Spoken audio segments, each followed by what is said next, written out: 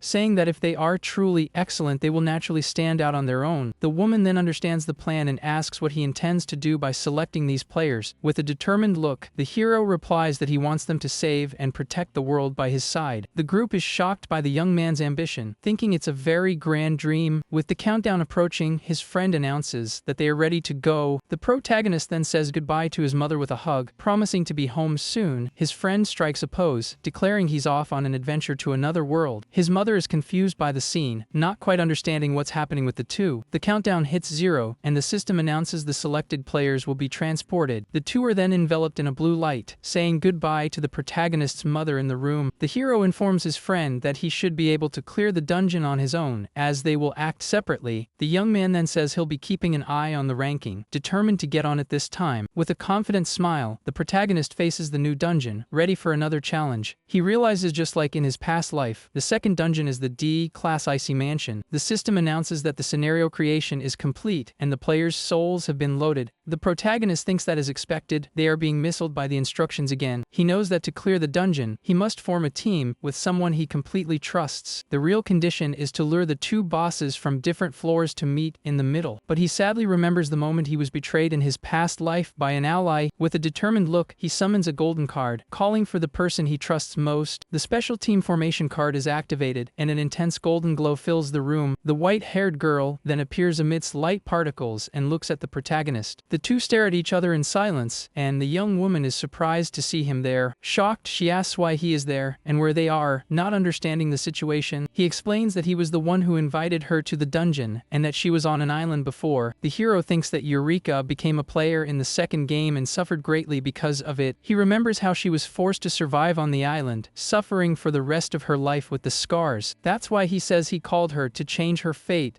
and ensure she doesn't get hurt again. The girl is shocked, asking how he knew she was on the island without her telling him. At that moment, the same blue system window appears before her, and she looks at it with curiosity. The screen welcomes her, informing her that she is in the D-class dungeon, the Icy Mansion. She then remembers the videos she saw online and wonders about the name of that game. The protagonist replies that the game is called Prison Day, and she confirms that's the one. He explains that he needed a partner he could trust his life with, which is why he chose her. With the door about to open, he invites her to be his partner and face the dangers together. The young woman then remembers when he invited her to play in the past, and looks at him tenderly. Back then, she was lonely and sad, but the young man reached out and invited her to play. He repeats the invitation, asking if she wants to play with him again like in the old days. The girl looks at him with eyes full of emotion, remembering the good times they shared. She then holds his hand tightly, accepting the invitation to be his partner once more. With a radiant smile, she says she would love to be his partner and accept accepts on the spot. He then asks if she memorized everything he said, as the door is about to open. The young woman confirms, saying it's an exploration game, and she shouldn't touch anything carelessly. She also knows it's not a mansion but a multi-story labyrinth filled with monsters. To clear it, they must make the top boss meet the bottom boss in the middle. The protagonist confirms and with a serious look, announces he is opening the dungeon door. The white-haired girl says yes and that she will do her best to help him on his journey. With the countdown at 0, he opens the door, and the two enter the icy mansion for the challenge. The hallway is completely frozen, covered in ice and sharp stalactites everywhere. The young woman complains about the cold and the young man comforts her, saying a card will make it more bearable. Suddenly a shadow passes by a door, and the hero prepares for the encounter he was expecting. He thinks that just as he imagined, the traitor from his past life has also appeared in this dungeon. A man with a knife appears, complaining about the cold and wondering if monsters will show up. He then sees them and seems surprised to find other people there. With a smile, he asks if they are also players and approaches with a friendly attitude. The protagonist knows he's going to ask to team up and that he seems like an honest guy, but in reality he's a shameless coward who betrays his own teammates. He remembers how the man would hide behind him during fights because he was weak and cowardly. With a smirk, the protagonist braces himself, knowing exactly what's going to happen next. He remembers that when he used all his strength to defeat a boss, the traitor stabbed him in the back. The young man recalls that the traitor backstabbed him just to steal a skill card. Tukia then reflects that if it weren't for one person, he would have met his end right there on the floor. Back in the present, the traitor suggests they team up to make it easier to face the monsters. But his real plan is to get rid of the hero so he can take advantage of the beautiful girl accompanying him. The man also covets the protagonist's sword, telling himself he will definitely take it. With a fake smile, he extends his hand, saying that in a game like this, they need to cooperate. However, the protagonist retorts that he stabbed him first, and now he's returning the favor with his sword. With no chance to react, the traitor is struck square in the chest, completely shocked by the pain. With a cold look, the hero tells him to experience the same suffering he felt in his past life. The young man then turns to his partner and calmly asks if she has any questions about this. The girl replies no, as she trusts he has a good reason for everything he does. He then invites her to look for some skill cards, and the young woman agrees immediately. With that, the two leave the traitor's body behind and continue their exploration of the icy mansion. Elsewhere, a man in glasses comments that the information about the #1 ranked player, Kurosu Tokiya, was correct. He wonders if the guy who releases guides for free is worthy of his observation. Shijimori Itsuki, looking at the ranking, the man in glasses thinks he just can't figure out the hero's intentions. Back with the protagonists, they sense a strange presence, certain that a monster is nearby. A monster called the Hanged Man appears, and Eureka shouts a warning that it's coming towards them. With sharp claws and a glowing eye, the creature charges at full force to attack the two players. The girl screams her partner's name, clinging to him tightly as the monster approaches, but the monster doesn't even have time to react before it's hit by a powerful punch that sends it flying. With a bored expression, the protagonist tells the creature that it's too loud and annoying. He then fires a powerful energy beam from his hand that hits the monster head on. The attack pierces the creature's body, causing a large explosion at the end of the hallway. The monster then dissolves into light, leaving behind a stamina card that increases 1 level. Eureka is shocked by how easy it all was, asking if this is how he always fought in the dungeons. The hero replies no, and that this monster was just exceptionally weak and powerless. She gets excited at the idea of stronger monsters, imagining herself in a real horror movie. He then hands her the card, telling her to concentrate to acquire the new skill. The young woman holds the golden card, thinking it's impossible for such a monster to exist in an apartment. With her eyes closed, she focuses on the card, hoping to be able to use its power. A golden light envelopes her, and she is surprised to realize she actually managed to use the card. Her status panel appears, showing her stamina is now successfully at level 1. He praises her for learning quickly and invites her to the next floor of the icy mansion. The girl realizes she doesn't feel as cold anymore and is happy to have acquired the new skill. The young woman then questions how he knows so much about the game, asking if he enjoys playing. The protagonist stops walking and looks at her in silence, leaving the girl confused by his reaction. With a grim expression, he just stares at her without saying a word on the matter. Eureka gets nervous with the silence and asks if she said something strange. The hero states that the game is not interesting at all and reminds her of their true purpose. With a cold and determined look, the protagonist reveals that their purpose is to destroy the game. The girl is silent for for a moment, then says that even if she doesn't understand, she trusts his reasons. Suddenly, a monstrous hand bursts through an ice wall, preparing to attack the two. The creature lets out a terrifying roar and charges at full force towards the hero's partner. But with a swift move, the young man steps in front of her to protect her from the monster's attack. Without any difficulty, he stops the creature with a single hand, holding its face firmly. With a squeeze, he crushes the monster's head, which shatters into pieces before him. He then comments that it's a shame she doesn't have a card, as that's the difficulty of this dungeon, but he reveals that the boss of each floor always drops one and invites her to go look for it. Meanwhile, other players are completely lost in the labyrinth, not knowing what to do. Eureka realizes they are not lost and admires how amazing her partner is for knowing the way. He explains that the mansion is not difficult at first and that the temperature drops 1 degree every 5 minutes. However, the temperature continues to drop, and the longer it takes, the harder it becomes for everyone. Furthermore, if they don't find the floor boss, the door to the next level will never open. Eventually, all players will end up frozen and unable to survive. The young woman is terrified at the thought of everyone freezing, but the hero remains calm and focused. He knows the temperature drop rate increases and remembers the boss's location. With that, the two go to find the boss, aiming to take it down as quickly as possible. The man in glasses watches from a distance, wondering about the motive behind the protagonist's actions. He suspects the young man has a special ability and hopes not to be disappointed by the #1 ranker. Deep within the frozen labyrinth, the two continue their journey through the dangerous and icy mansion. The protagonist knows the first floor boss is nearby and considers how to lure it out. Suddenly, a redhead guy appears out of nowhere, calling him by name and surprising the two. With an arrogant tone, the young man demands the hero answer him, as he's speaking directly to him. His partner then asks if he knows the guy, but Tokiya replies that he doesn't. The redhead gets annoyed at being ignored, shouting that they shouldn't underestimate him because he's in the ranking. From a distance, the man in the suit watches the scene, wondering what this new player's rank could be. The protagonist says he has memorized the top 10 and the redhead isn't one of them, so he asks what his rank is. The young man introduces himself as Zhang Shuo, stating he is rank 783 but will become #1. The hero and his partner just stare at him blankly upon hearing his rank. The man in the suit gets annoyed, thinking he just wasted his time worrying about this. Tokiya asks what number 783 wants, and the redhead yells that he came to defeat him. He declares he will show everyone that the protagonist's first place was nothing but a lucky fluke. But before he can act, the hero lands a casual punch right in his face. The force of the single blow knocks the redhead and his friends back onto the ground. With a bored look, the protagonist tells him to get lost, as he's very busy. The redhead then pulls out a knife, stating he didn't give the hero permission to leave. His friends cheer him on, and the young man says his only target is the hero. The girl is on them. With his face bruised, he yells that he'll return the punch 100 times stronger. Tokiya thinks they are just idiots, not truly bad people, and decides to teach them a lesson. With a powerful kick, the protagonist breaks a metal door and grabs a pipe to use as a weapon. He then grips the makeshift object tightly, preparing for the fight against the troublemakers. With a smirk, he says he will punish them all with this simple metal pipe. The hero thinks this is perfect, as he needs to lure out the floor boss somehow. He then decides to test his new class skill and activates resonance with tools. The system reveals the pipe is useless junk, but notes that its resonance can increase with use. The young man finds it interesting that the skill can evaluate weapons and decides to use it often. The redhead glares at him, saying he's overestimating himself and will regret not using his sword. Unfazed, the protagonist just stares at the group of troublemakers with a look of contempt. The leader then furiously yells for all his friends to charge and attack the hero at once. However, his friends are scared and push him forward, telling him to go first. Annoyed by their cowardice, the redhead yells at his useless friends to attack without hesitation, but one of them reminds him that the protagonist is the world's #1 and they don't stand a chance. The leader yells that he doesn't care and will only be satisfied if he can defeat the hero. With his knife ready, he charges, yelling that it doesn't matter if the young man is rank 1 because he is nothing. But with a bored look, the protagonist thinks he will use their screams to attract the boss. Effortlessly, he hits the redhead with the metal pipe, telling him to use his brain more. With his face contorted in pain, the young man is speechless at the force of the blow. He then falls to his knees, screaming in agony, and everyone is shocked by the scene. The hero then comments that it was a good scream, and that the boss must have heard it. Suddenly, a green tentacle appears out of nowhere and lunges at high speed towards the group. The tentacle wraps around the redhead's body, squeezing him tightly and leaving him desperate. With that, the young man is dragged away by the creature with no chance of escape. His friends panic, yelling for someone to run and save their leader. Eureka then asks the protagonist what that thing was that just appeared. He replies that it's the floor boss, and that defeating it will open the way to the next level. With that, the hero invites her to follow him, saying there's no need to rush. The young woman is shocked by his speed, wondering if this is the power of a player. She then imagines herself as a superhero, excited at the idea of gaining powers. From a distance, the man in glasses admires him, wondering if he came all this way to hunt the boss. The man in the suit then decides he must somehow become his teammate. Meanwhile, the redhead's friends yell at the monster to let go of their boss, who is being crushed. They continue to scream desperately for the creature to stop its attack and free their friend. One of them even threatens the unknown creature, saying he'll finish it off. With that, one of the friends charges forward to try and save their leader from the monster's grasp. But the monster attacks all of them at once, sending them flying with a single blow.